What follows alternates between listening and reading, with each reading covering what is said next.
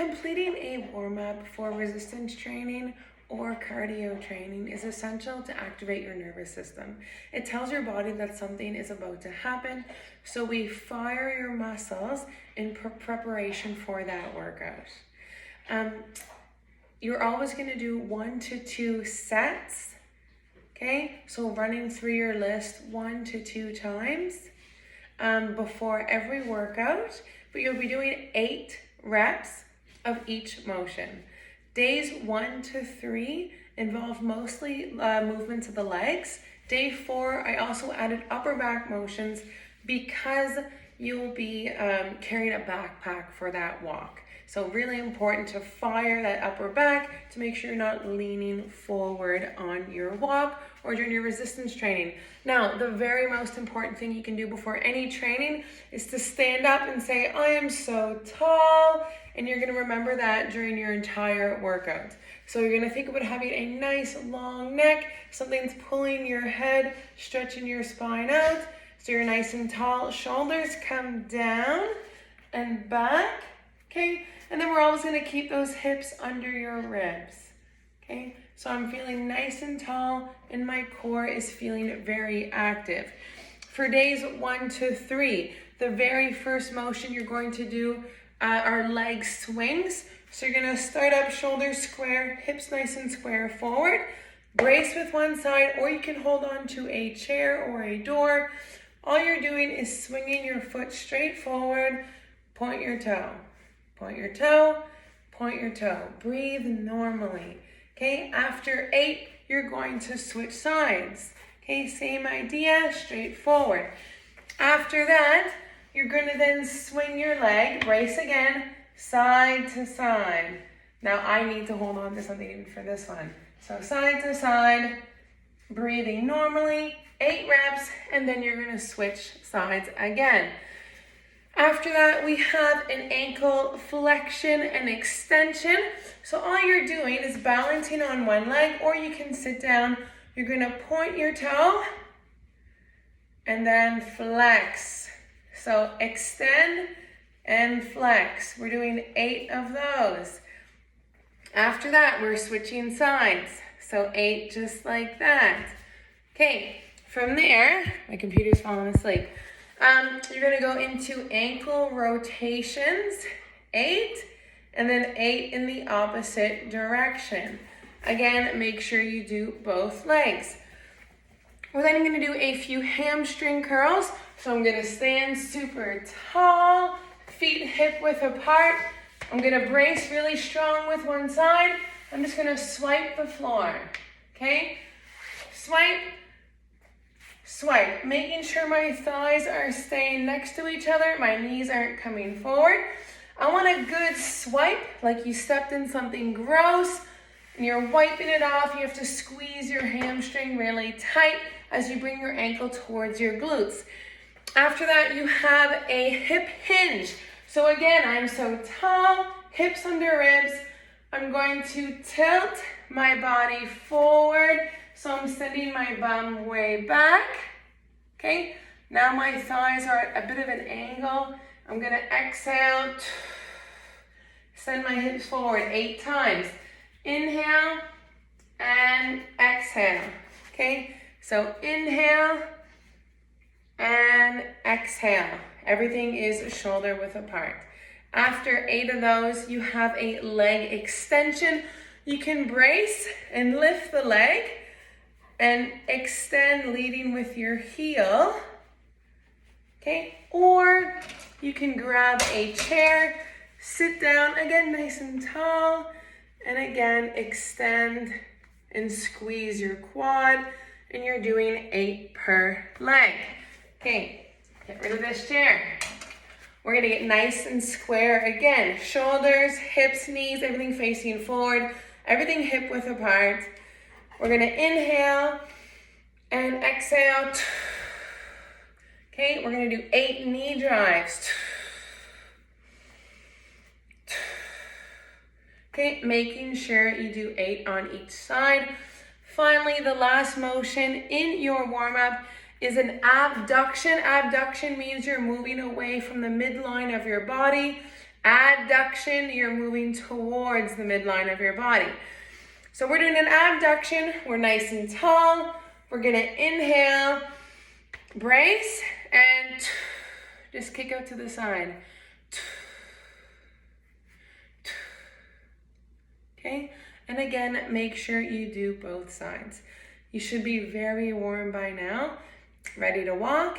If you feel like you want a little extra, you can go back again to the leg swings, starting at number 1, work your way through the list. Now, day number 4 is a very special day because you're working your upper back, which is my second favorite body part to work besides my legs. So the very first motion you're going to do is going to be the cat-cow. I'm gonna wake up my computer.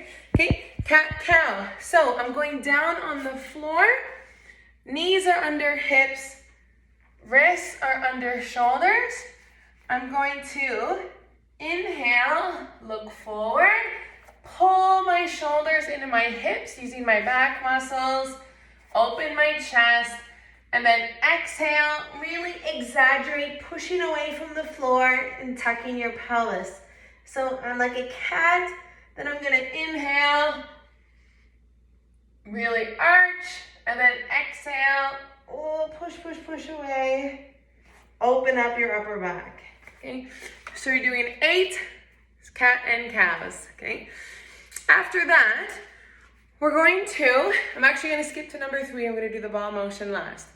So you're gonna do a T stretch. So you're gonna get nice and tall. Everything is square forward.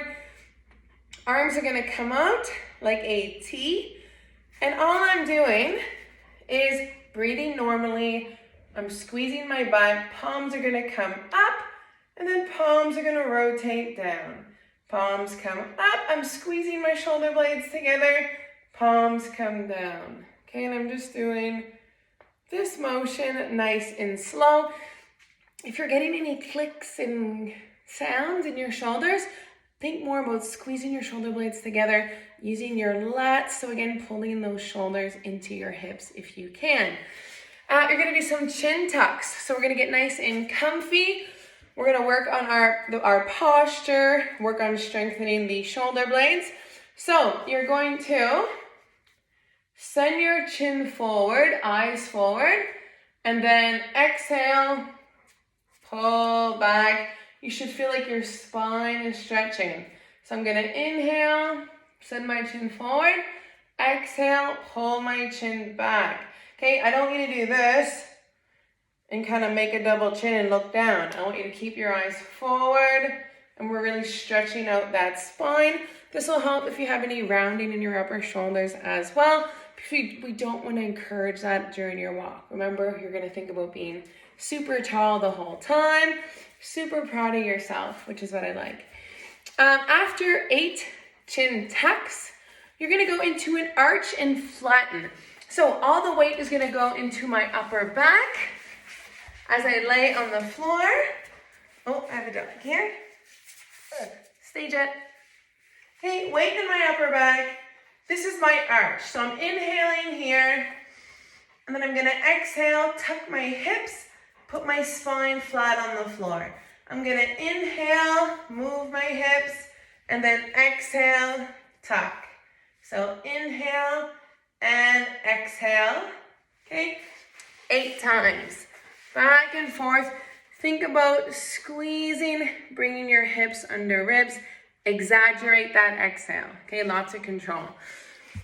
I added again the hip hinge, okay? So sending my hips forward, making a crease. Exhale. Be sure not to just send your body forward, which can cause lower back pain. Think about sitting in to your own hips like you're looking for a chair back there. And then exhale, come forward. We have the leg extensions again. Squeeze the muscles, moving nice and slow. We're not adding any equipment yet. Again, do 8 on the other side. We have our knee drive again. Okay, we're going 8 per side. And then we have our abduction again, 8 per side. Now the one I skipped over is the ball ABC. Now, usually you would use a child's bouncy ball from the dollar store, like a big one. I only have this little ball with me, which is totally fine. So you're going to find a good wall and you're going to be pushing that ball into the wall at about chest height. Don't let it travel up to shoulder height. Don't let it travel down to sternum height. With the strong palm part of your hand, I want you to think about writing the alphabet in cursive. So let me grab here. So I have my beautiful door. Okay, ball is here. And I'm just thinking about writing my letters cursive. Okay, while maintaining strength in my upper back the whole time and keeping my chest open. Again, think about squeezing your lats, squeezing your shoulder blades together. And it's actually surprisingly exhausting. And if you have a weakness in one shoulder, this is the way we're going to figure it out.